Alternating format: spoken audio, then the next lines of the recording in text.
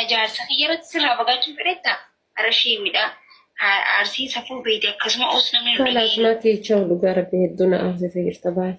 akkasuma os nam tokkotti hin himin Wallahi itti isin himan jirti os wallahi na aarsu jirta amma.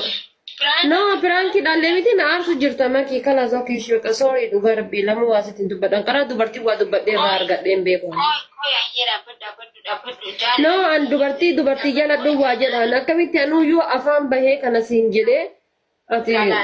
Laali akka hartuun fedhu because laal jaalalti fala guutaati maaliif jaalattee siin hin jiru maaliif isa akkas jetti hin jiru jaalachuu hankeetti hin aaruus garuu just ani wal jaalala miti yoo salmaaf malee ani sitti gaddee maal jeeti miti bar jaalala miti obboleetiin Makuush bar naadhii siin jenne bar amma naadhii siin jenne bar masaanuu tantee ta'uu fedha jechuun kan kun naadhii siin hin jenne bar. hayyee Ishi lubbuuti galatoo. Ishi jette. yoo ittiin himu hannu waan akka ittiin himu akka na waliin haasoo jettiin himu wallaahi ittiin himu ijjetiidha shi Ati isin ishi jette. Hayyee himmaa dhiree qoy hayyee fayyaddu. Ati ishi jette atayyamtee jedhee. waan akka illee ittiin himu wallaahi ni No, beektaan ati naa. jetteetuun himu Ishi lubbuuti ati naa hayyamtaa garuu naa hayyamtaati. dubbisiin isuma dubbisiin bakka ciisuma mataan jedhu daranuu mataan jedhu kubee Ati naa hayyamtaa siin jedhee bar. rakkoon hin jiru ne haasofna ciisuun barbaadan no Rakkoon hin jiruun akkami rakkoon hin jiruun tanaa geeggeessuuti. Yes, Nama or siin no. akka sina sirinya qabdu ati. Yes or no. Yes or no.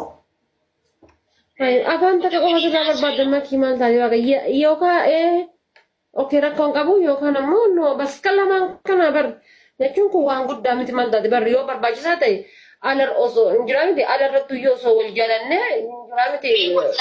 wallahi jeesi nama na gizee kakattee jirta garuu ammas kakadhu kadhuma wallahi jee Makkuush dhugaa rabbee siin jedha dhugaa. dhugaa rabbi jennaan na yeesi amanii ani goota akka ittiin himu akkana naan jettee akkasuma Ani itti himuu miti bar isa waan jedhee amansiisuun beeka. Ati na jaalattee ati okee adama okee miti. Kalma bicha addaan naa baasa. rakkoon hin jiru ati maybe jechuun bakka akkuma sitti tolee Ati naa hayyamtee jirta jechuudha. si hayyame Ishi lubbuuti yaa makkuush yaa jira. Hedduuti jaaladha. hedduu takka naannoo hedduu si jaalachuu eegalee amma chaumee